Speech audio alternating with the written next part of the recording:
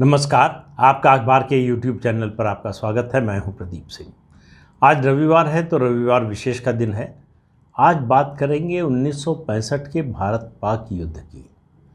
पाकिस्तान ने जब अचानक हमला किया उसके बाद क्या हुआ। उस समय लाल बहादुर शास्त्री देश के प्रधानमंत्री थे। उस समय रक्षा मंत्री थे यशवंतराव चौहान और सेना अध्यक्ष थे जनरल JN चौधरी और एयरफोर्स के चीफ थे air chief marshal Arjan Singh. किसकी क्या भूमिका रही, कैसे हुआ ताशकंद समझौता, किस बात पर माने प्रधानमंत्री लाल बहादुर शास्त्री, अयूब खां क्या चाहते थे, रूस ने यानी सोवियत संघ ने जो समझौता कराया बिचौलिए की भूमिका निभाई, उसका क्या उद्देश्य था। इन सब बातों पर बात करेंगे। लेकिन सबसे पहले उसकी पृष्ठभूमि 1962 का चीन से युद्ध हम हार चुके थे और बहुत बुरी तरह से हारे थे। हमारी कोई सैनिक तैयारी नहीं थी। हम जिसको एक्सपर्ट्स कहते हैं we were outgunned and outtanked. तो न तो हमारे पास बंदूकें थीं न टैंक थे। और उसमें कोड में खाज ये हुआ कि प्रधानमंत्री जवाहरलाल नेहरू ने आखिरी समय तक एयरफोर्स के इस्तेमाल की इजाज़त नहीं दी। अब उसके क्या कारण थे वो बड़ी लंबी कहानी है, तो वो फिर किसी और मामले में किसी और दिन बात करेंगे उस पर। लेकिन आज 1965 की बात कर रहे हैं। तो जब ये यशवंतराव चौहान और जनरल चौधरी ने सेनाध्यक्ष की कमान संभाली और यशवंतराव चौहान डिफेंस मिनिस्टर बने, तो इन्होंने सेना में भर्ती को लगभग जो है बढ़ाकर दुगना कर दिया। और साजो सामान जो भी ज़रूरत थी उस समय पूरे देश में माहौल था कि कुछ भी हो, हमको अपने देश की रक्षा के लिए, सीमाओं की रक्षा के लिए जो भी फौजी साज सामान चाहिए वो होना चाहिए। देश में इसको लेकर बड़ा रोष था, नाराज़गी भी थी और ये माहौल था कि भाई इस मामले में कोई समझौता नहीं होना चाहिए। तो अक्टूबर 1965 में पाकिस्तान ने अचानक छंब और जौरियन सेक्टर जो है वहाँ हमला कर दिया। उसकी योजना ये थी कि ब्यास के नीचे से जाके फिरोज़पुर से और फिर जम्मू से घाटी का संपर्क पूरी तरह से काट दिया जाए, कि घाटी को पूरी तरह अलग कर दिया जाए। न तो वहाँ भारतीय सेना पहुँच सके, न रसद पहुँच सके, कुछ नहीं पहुँच सके। इस तरह से कश्मीर घाटी पर कब्जा करना पाकिस्तान की फ़ौज के लिए आसान हो जाएगा। भारत इस हमले के लिए तैयार नहीं था। अचानक हमला हुआ था और उस हमले को रोकने में सेना के लिए बड़ी मशक्क़त थी। जब तक फ़ौज पहुँचती, बाकी साजो सामान पहुँचता, तब तक पाकिस्तान अपनी योजना में सफल हो जाता। तो जनरल JN चौधरी ने ये बात जो है रक्षा मंत्री यशवंतराव चौहान को बताई। उनसे कहा कि अगर हमने एयरफोर्स का इस्तेमाल न किया तो कश्मीर घाटी हमारे हाथ से जा सकती है। यशवंत चौहान ने तुरंत air chief marshal Arjan Singh से बात की और 20 मिनट के अंदर भारतीय एयरफोर्स के लड़ाकू जहाज़ दुश्मन पर टूट पड़े। तो इतनी बड़ी त्रासदी होने से बच गई। अगर उस दिन एयरफोर्स का इस्तेमाल ना होता और इतनी तेज़ी से, इतने स्विफ्ट तरीके से ना होता तो शायद कश्मीर घाटी पाकिस्तान के कब्जे में चली जाती। अब ये सवाल ये हुआ कि पाकिस्तान लेकिन उसके बाद भी दबाव बढ़ाए हुए था। वो पहले से सेना उसकी तैयार थी, उसकी रणनीति तैयार थी। इधर से कोई तैयारी नहीं थी उस तरह की जवाब देने की, क्योंकि उम्मीद नहीं थी। तो एक तो इंटेलिजेंस फेल्योर भी कह सकते हैं कि कोई हमको अंदाज़ा ही नहीं था। फिर ये तय हुआ कि भाई हमको अगर इस ओर से पाकिस्तान का ध्यान हटाना है, उसकी फ़ौज को हटाना है, कम करना है, तो हमको सियालकोट और लाहौर पर हमला करना चाहिए। कैबिनेट की इमरजेंसी बैठक हुई।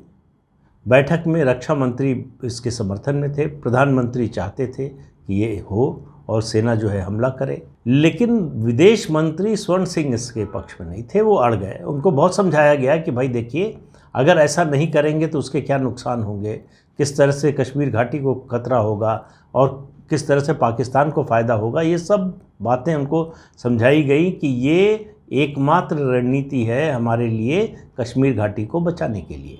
लेकिन वो फिर भी माने नहीं। तो कैबिनेट सेक्रेटरी थे धर्मवीर, उन्होंने शास्त्री जी के कान में धीरे से कहा कि बैठक को स्थगित कर दीजिए, हम लोग समझाते हैं। बैठक स्थगित कर दी गई। उसके बाद अलग से जो वरिष्ठ अधिकारी थे और विदेश मंत्री स्वर्ण सिंह बैठे, बातचीत हुई। आखिर में अधिकारियों ने कहा कि एक बात समझ लीजिए कि अगर कश्मीर घाटी पर पाकिस्तान का कब्जा हो जाएगा तो उसके अगले दिन सरकार गिर जाएगी। स्वर्ण सिंह को ये बात समझ में आ गई। और वो चुप हो गए। अगले दिन जब बैठक हुई तो वो पूरे बैठक के दौरान चुप रहे, उन्होंने कुछ बोला नहीं। उनका एतराज़ क्या था? उनका एतराज़ ये था कि अगर हम लाहौर और सियालकोट पर हमला करेंगे तो विश्व समुदाय में इसका क्या रिएक्शन होगा। अब आप देखिए किस तरह से हमारे देश में नेता, मंत्री, अधिकारी थे जिनको अपने राष्ट्रहित से ज़्यादा विदेशियों की चिंता थी कि उनमें क्या प्रतिक्रिया होगी, वो क्या सोचेंगे, वो किस तरह से रिएक्ट करेंगे। तो इसके बावजूद कि प्रधानमंत्री चाहते हैं, रक्षा मंत्री चाहते हैं, सेनाध्यक्ष चाहते हैं, फिर भी स्वर्ण सिंह अड़े हुए थे। तो इस बात पर जाकर वो माने। फिर ये तय हुआ कि पूरी ताकत से लाहौर और सियालकोट पर हमला किया जाए। अब दूसरी समस्या आ गई। जनरल चौधरी नहीं चाहते थे कि इस मामले में तेज़ी से आगे बढ़े। वो लगातार, उनका कहना था कि हमको संयम से काम लेना चाहिए, धैर्य से धीरे धीरे आगे बढ़ना चाहिए, हमको हाथी की बुद्धिमत्ता के अनुसार काम करना चाहिए और एक एक इंच बढ़ना चाहिए, बजाय इसके कि हम छलांग लगाकर जो है बड़ा हमला करें। जबकि सियालकोट से पाकिस्तान के बाकी हिस्सों का संपर्क कट चुका था। सियालकोट से पाकिस्तानी फौज लौट चुकी थी। भारत के लिए सियालकोट, लाहौर कब्जा करना बहुत ही आसान हो गया था। इसके बावजूद जनरल चौधरी तैयार नहीं थे। वो धीरे धीरे आगे बढ़ना चाहते थे। इधर सरकार में ये चिंता थी कि अगर ज़्यादा लंबा खिंचा युद्ध, जो कि खिंचा भी 21 दिन चला, अगर ज़्यादा लंबा खिंचा युद्ध तो इसमें अंतर्राष्ट्रीय ताकतें कूदेंगी, इसमें यूनाइटेड नेशंस आएगा और सीज़ फायर का दबाव होगा, जो कि बाद में हुआ भी। तो बाद में पता चला कि पूछा गया जनरल चौधरी से कि आखिर आप क्यों नहीं चाहते थे कि सियालकोट और लाहौर पर कब्जा हो। तो उनका कहना था कि हम इन पॉलिटिशियंस को जानते हैं, अभी यूएन से दबाव पड़ेगा, दूसरे देशों का दबाव पड़ेगा तो ये हम जो जीते हैं सियालकोट और लाहौर, ये लौटा देंगे। तो मैं इसके लिए अपने फौजियों को क्यों कुर्बान करूं, क्यों उनकी शहादत दूं। इसलिए मैं नहीं चाहता कि बहुत तेज़ी से वहाँ एक्शन हो, लड़ाई तेज़ हो। तो ये हमारे सेनाध्यक्ष का ये रवैया था। अब उस समय लोग कहते थे कि अगर जनरल थिमैया होते जनरल चौधरी की जगह तो सियालकोट और लाहौर पर कब्जा हो गया होता, स्थिति दूसरी होती, तब हमारी बार्गेनिंग पावर अलग होती। शास्त्री जी भी चाहते थे कि अच्छा कम से कम और ज़्यादा नहीं तो सियालकोट पर कब्जा कर लें हम और लाहौर को घेर लें, तो पाकिस्तान के लिए जो है सरेंडर करने के अलावा और कोई चारा नहीं रहेगा। लेकिन न सियालकोट पर कब्जा हुआ न तो लाहौर पर। एक काम हुआ कि हम सीज़ फायर लाइन के आगे निकल कर गए और पीर पंजाल दर्रा जो है उस पर कब्जा कर लिया। स्ट्रेटेजिक रूप से बड़ा महत्वपूर्ण है पीर पंजाल, और भारत ने कहा कि इस पर हम कब्जा नहीं छोड़ेंगे किसी भी हालत में। लेकिन पाकिस्तान सियालकोट और लाहौर के बारे में भारत क्या करने की सोच रहा है उसको ज़्यादा अंदाज़ा नहीं था, और भारत में जो कुछ हो रहा था उससे एक तरह से उसके लिए सुरक्षा ही हो गई। तो खेमकरण सेक्टर में पाकिस्तान ने दबाव बढ़ाना शुरू किया, उनके पैटर्न टैंक आने लगे। भारत को लोग कहते हैं, उस समय के लोग कहते हैं कि जनरल चौधरी बड़े भाग्यशाली जनरल थे। उस समय फसल खड़ी थी, फसल की हाइट की वजह से हमारे जो छोटे हथियार हैं वो छिप गए, उन खेतों के पीछे थे, और उन खेतों में खूब पानी छोड़ दिया गया जिनमें फसल थी। उधर से पैटर्न टैंक आए तो उनको उस कीचड़ में चलने में निकलने में मुश्किल होने लगी, और जब फायरिंग रेंज में आ गए हमारे, तब हमारी ओर से हमला हो गया। हमला ऐसा हुआ कि पैटर्न टैंक तबाह हो गए, पाकिस्तानी फ़ौज छोड़कर भाग गई। इतने डिमोरलाइजेशन के कारण उनको समझ में नहीं आया कि आगे क्या करें। अगर वो अपना हमला जारी रखते तो खेमकरण सेक्टर में हमारे पास सुरक्षा का कोई बहुत बड़ा बंदोबस्त नहीं था, वो उस सेक्टर पर वो कब्जा कर सकते थे। लेकिन फसल और वो खेत में पानी छोड़ा जाना वो एक तरह से वो जो है काम आया, जिसकी वजह से खेमकरण सेक्टर बच गया। अब आप देखिए युद्ध में क्या क्या चीज़ें कैसे कैसे होती हैं, ये बहुत बाद में पता चलता है बहुत सी चीज़ों का। अब लाहौर और सियालकोट आप सोचिए कि अगर हमने कब्जा किया होता तो क्या स्थिति होती। यही गलती हमने 1971 में भी की।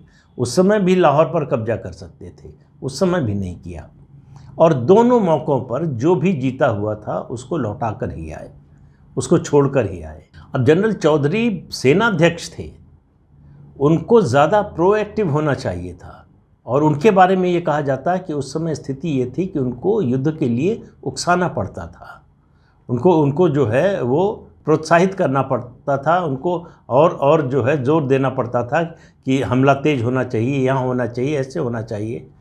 लेकिन इस सब के बावजूद जनरल चौधरी एक रणनीतिक बात समझ नहीं सके, सेना अध्यक्ष होने के बावजूद, कि अगर सियालकोट और लाहौर पर भारत का कब्जा हुआ होता तो पाकिस्तान के लिए ये कितना डिमोरलाइजिंग होता, उसका मनोबल तोड़ने वाली कितनी बड़ी बात, कितनी बड़ी घटना होती।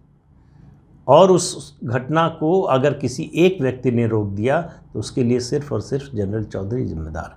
उन्होंने अगर जो सरकार चाहती थी, जो प्रधानमंत्री चाहते थे, जो रक्षा मंत्री चाहते थे, उसके अनुसार अगर हमला किया होता तो शायद 1965 के युद्ध की कहानी दूसरी होती। लेकिन अभी तक जो युद्ध के मैदान में हुआ, उसके बाद ताशकंद में जो समझौते की बात चली, उसमें स्थिति फिर बदली। ताशकंद समझौते के लिए जाने के लिए प्रधानमंत्री लाल बहादुर शास्त्री तैयार नहीं थे। शास्त्री जी के मन में पता नहीं क्यों शंका थी कि ताशकंद नहीं जाना चाहिए। लेकिन रूस उस समय जो है, सोवियत संघ इस इलाके में अपना प्रभाव बढ़ाना चाहता था। उसने इनवाइट किया था पाकिस्तान और भारत दोनों को। उधर से जनरल अय्यूब आए, इधर से शास्त्री जी गए। बाद में लोगों ने समझाया कि इसके अलावा कोई तरीका नहीं, क्योंकि उससे पहले यूएन सेक्रेटरी जनरल यू थांट आ चुके थे पाकिस्तान में भी, भारत में भी, और सीज़ फायर करा दिया था। अब सीज़ फायर के बाद बातचीत होना तो ज़रूरी थी। तो शास्त्री जी गए ताशकंद। वहाँ प्रधानमंत्री कोसिजिन बहुत सक्रिय थे। वो चाहते थे कि ये समझौता हो जाए किसी तरह से, तो इससे सोवियत संघ का जो है कद बढ़ेगा, उसका रुतबा बढ़ेगा। और जब बातचीत शुरू हुई इन दोनों नेताओं के और उनकी टीम के साथ, जब कोसिजिन भी बैठे, तो भारत के पक्ष के लोगों को बड़ा आश्चर्य हुआ कि कोसिजिन को कश्मीर की समस्या के बारे में बहुत अच्छी और गहरी जानकारी थी। इसकी उम्मीद भारत के पक्ष को नहीं थी। जब कोसिजिन ने कहा कि देखिए, कश्मीर की समस्या का मूल ये है कि आधा हिस्सा भारत के पास है और 3/4 आबादी है। पाकिस्तान के इलीगल ऑक्यूपेशन में है आधा हिस्सा, जिसमें 1/4 आबादी है। तो ये असंतुलन जो है, इसके बाद भी अगर पाकिस्तान ये मांग करता है कि कश्मीर का कोई हिस्सा भारत पाकिस्तान को दे दे, तो ये तो न्यायोचित नहीं होगा। तो उन्होंने कहा कि ये समझौता तो नहीं हो सकता है, क्योंकि बात कुल मिलाकर आ गई थी कश्मीर पर, कि कश्मीर पर बात आगे बढ़े, उस पर समझौता हो तो बाकी चीज़ों पर आगे बढ़ सकते हैं। अब मामला जो अटक रहा था कि रूस और भारत दोनों चाहते थे कि जनरल अय्यूब एक समझौता करें और उसमें कहें कि वो कश्मीर के मामले पर सेना का इस्तेमाल नहीं करेंगे, और पाकिस्तान चाहता था कि भारत पीर पंजाल पर अपना कब्जा छोड़ दे। लेकिन जनरल अय्यूब इसके लिए तैयार नहीं थे कि कश्मीर के मामले पर सेना का इस्तेमाल नहीं करेंगे। इस तरह का कोई हम आश्वासन देने के लिए या समझौता करने के लिए, एग्रीमेंट करने के लिए राइटिंग में तैयार नहीं है। भारत भी पीर पंजाल छोड़ने के लिए तैयार नहीं था। दोनों तरफ से समझौते का एक ड्राफ्ट, 2 ड्राफ्ट बल्कि उनका आदान प्रदान हुआ, लेकिन बात बनी नहीं। 8 जनवरी को रात में ये तय हो गया कि ये कोई समझौता नहीं हो सकता, दोनों पक्ष अब अपने अपने देश लौट जाएंगे। तब कोसिजिन ने अपने विदेश मंत्री को कहा कि आप कोशिश कीजिए। तो विदेश मंत्री ने भारत के विदेश मंत्री सरदार स्वर्ण सिंह से बात की। रात में 11 बजे के बाद दोनों की बात हुई, लंबी बात हुई। स्वर्ण सिंह ने उनको सुझाव दिया, कहा कि रूस एक ऐसा प्रस्ताव तैयार करे जो दोनों पक्षों को मान्य हो, तब बातचीत आगे चल सकती है। अगले दिन सुबह 10:30 बजे वो मसौदा रूस की ओर से पेश किया गया और दोनों पक्षों को दिया गया। अब दोनों पक्षों की ओर से उसमें लगातार जो है वो संशोधन हो रहे थे। तो कोसिजिन ने 6 चक्कर लगाए। जिन 2 विला में रुके हुए थे शास्त्री जी और जनरल अय्यूब, वहाँ एक बार उनके यहाँ, एक बार उनके यहाँ लेकर ड्राफ्ट, वो 6 बार गए। तो ये बातचीत जो है, ये समझौते की कोशिश चलती रही। कोसिजिन का जो प्रस्ताव था उसके मुताबिक पाकिस्तान इस बात का, यानी जनरल अय्यूब इस बात के लिए लिखित समझौते के लिए तैयार हों कि वो कश्मीर के मुद्दे पर सेना का इस्तेमाल नहीं करेंगे। इसके बदले में भारत पीर पंजाल पर अपना कब्जा छोड़ देगा। लेकिन जनरल अय्यूब को जो है ये मंजूर नहीं था। तो जनरल अय्यूब ने एक नया दांव खेला। उन्होंने कहा कि भाई ये हो सकता है अगर भारत जम्मू कश्मीर में जनमत संग्रह के लिए तैयार हो जाए। कोसिजिन ये प्रस्ताव लेकर शास्त्री जी के पास गए। शास्त्री जी ने ऐसा जवाब दिया कि उसके बाद कोसिजिन की ये हिम्मत नहीं हुई कि इस मुद्दे पर फिर इस बात को आगे बढ़ा सके। उन्होंने कहा कि mister chairman, you will have to talk to another PM, not me. कि अगर इस तरह का प्रस्ताव है आपके पास तो किसी और प्रधानमंत्री से बात कीजिएगा, मुझसे बात करने की ज़रूरत नहीं। तो कोसिजिन को समझ में आ गया कि ये बात भारत को कतई मंजूर नहीं होगी। तो आखिर में जनरल अयूब इस बात के लिए तैयार हुए और भारत इसलिए तैयार हुआ, शास्त्री जी इसलिए तैयार हुए कि सोवियत संघ ने कहा कि ये जो एग्रीमेंट होगा कि सेना का इस्तेमाल नहीं करेगा पाकिस्तान कश्मीर के मामले पर, उसकी गारंटी सोवियत संघ लेगा और यूएन लेगा, यूनाइटेड नेशंस लेगा। इसलिए भारत के लिए अच्छी बात यह है कि एक युद्ध विराम के बाद दूसरे युद्ध विराम में जाने का जो ये झंझट है, जो सिलसिला है, वो रुकेगा और इस मुद्दे पर कम से कम सैनिक संघर्ष है वो रुक जाएगा। और दूसरा, उन्होंने ये मसौदा जब दोनों पक्षों को आखिरकार दोनों ने मान लिया, इस शर्त पर भारत ने माना पीर पंजाल छोड़ना कि पाकिस्तान जो है समझौता करेगा लिखित में कि वो सेना का इस्तेमाल नहीं करेगा। हालांकि बाद में कहते हैं कि ये सबसे बड़ी गलती थी भारत की। पाकिस्तान पर विश्वास करना कि वो समझौते पर टिका रहेगा, उसको मानेगा, ये सबसे बड़ी रणनीतिक भूल थी भारत की। उसके बाद कोसिजिन ने एक प्रस्ताव और रखा और कहा कि दोनों पक्ष इस बात पर सहमत हो जाएं कि जो यथास्थिति है, लाइन ऑफ कंट्रोल जो है उस पर थोड़ा बहुत इधर उधर एडजस्टमेंट के बाद दोनों पक्ष यथास्थिति को अंतिम स्थिति के रूप में स्वीकार कर लें। जनरल अयूब ने कहा कि अगर ये प्रस्ताव मैंने मान लिया तो मैं अपने देश में इसको बनवा नहीं पाऊंगा। आप लोग मुझे डिक्टेटर मानते हैं, लेकिन मैं वैसा डिक्टेटर नहीं हूँ कि इतना बड़ा प्रस्ताव लेकर जाऊँ अपने देश में और उसको मनवा सकूँ। तो ये बात वहीं पर ख़त्म हो गई। लेकिन उस दिन दुर्भाग्यपूर्ण घटना हुई। बड़ी संदिग्ध परिस्थितियों में लाल बहादुर शास्त्री की मौत हुई। अभी तक उनकी मौत की गुत्थी सुलझी नहीं है। ज़्यादातर लोगों का मानना है कि उनकी हत्या हुई थी। हत्या क्यों हुई थी, किसने करवाई थी? अभी विवेक अग्निहोत्री ने, जिन्होंने द कश्मीर फाइल्स बनाई है, उन्होंने द ताशकंद फाइल्स फिल्म बनाई है, उसमें इस रहस्य को थोड़ा बहुत सुलझाने की, बताने की कोशिश की है। लेकिन सवाल ये है कि जितने इससे संबंधित डॉक्यूमेंट्स हैं सरकारी, जो दस्तावेज है, जो गोपनीय दस्तावेज है, उनको न तो रूस की सरकार रिलीज़ करने को तैयार है, न भारत की सरकार। इसलिए इस रहस्य से पर्दा कभी उठेगा, इसके बारे में कहना बड़ा मुश्किल है। लेकिन उस समझौते की कीमत शास्त्री जी ने अपनी जान से चुकाई। 1965 का युद्ध, भारत अच्छी स्थिति में था।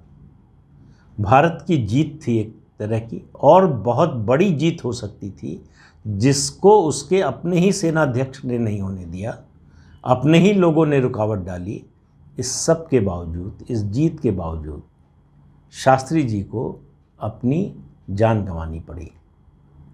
कभी उनकी मौत का सच सामने आएगा या नहीं आएगा पता नहीं, लेकिन मुझे लगता है कि अब ये समय आ गया है कि सरकार वो गोपनीय दस्तावेज रिलीज़ करे, उनको सार्वजनिक करे। इस उम्मीद के साथ आज के अंक में इतना ही। अगले अंक में फिर मिलेंगे किसी नए मुद्दे के साथ। तब तक के लिए इजाज़त दीजिए। नमस्कार। आपसे अनुरोध है कि ये चैनल देखिए, शेयर कीजिए, लाइक कीजिए और सब्सक्राइब ज़रूर कीजिए। नमस्कार।